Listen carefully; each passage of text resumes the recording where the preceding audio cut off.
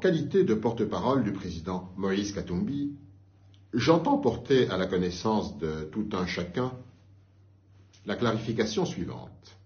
Après les élections les plus chères et les plus frauduleuses jamais organisées en République démocratique du Congo, on entend à travers des déclarations et des communiqués des appels invitant les candidats qui contestent les résultats de cette tricherie à recourir aux voies légales et à la Cour constitutionnelle.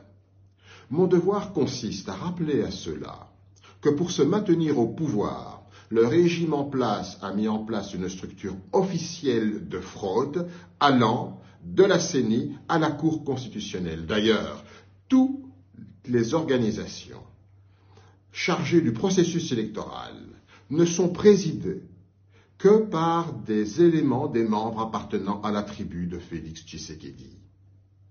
La Cour constitutionnelle est donc le dernier maillon de l'axe du mal et constitue le prolongement de la machine mise en place par le régime pour son maintien au pouvoir. La Cour constitutionnelle ne pourra que consacrer la fraude orchestrée en amont.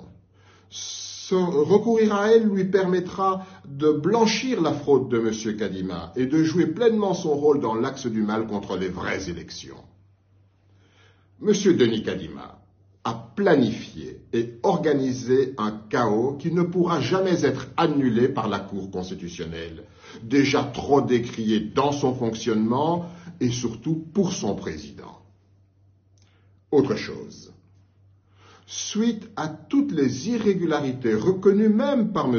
Denis Kadima, la CENI a décidé de créer une commission qui va enregistrer les dénonciations, investiguer, sanctionner et même annuler certains scrutins. Autre hypocrisie. Tout le monde sait très bien que M. Denis Kadima est l'auteur principal de ce chaos, certainement téléguidé par le bénéficiaire. Comment, raisonnablement, peut-on espérer que la CENI ou que M. Kadima mène une enquête objective? La CENI va-t-elle se transformer en témoin ou en mission d'observation? Il faut tout simplement annuler ces élections.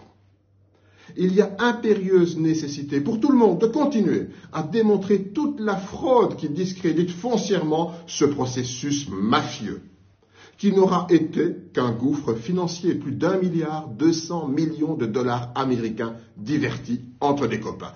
Pour revenir à la Cour constitutionnelle, que pouvons-nous attendre d'elle si l'on sait que son président a félicité la CENI pour la qualité du travail abattu? Il a déjà donné son opinion pour rassurer le candidat numéro 20. Et en principe, un juge qui a donné son opinion ne peut même plus connaître d'une affaire, que ce soit en contentieux des résultats, que ce soit en inconstitutionnalité ou pour toute affaire impliquant la CENI, qu'il a déjà félicité. En réalité, il ne nous reste que l'article 64 qui fait obligation à toutes les Congolaises et à tous les Congolais de faire échec à toute tentative illégale de prise de pouvoir.